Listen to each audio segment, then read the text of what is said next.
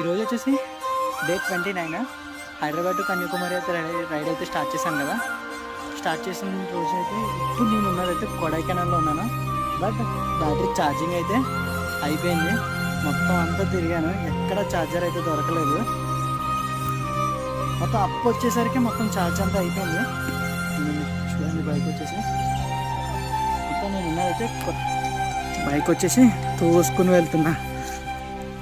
ఇంకా బైక్ తోసి ఇంకా తొయ్యలేక నేను ఏం చేశానంటే బైక్ అయితే కింద పెట్టేసి మొత్తం అప్స్ అనమాట, మొత్తం అప్పలో ఉన్నాయి.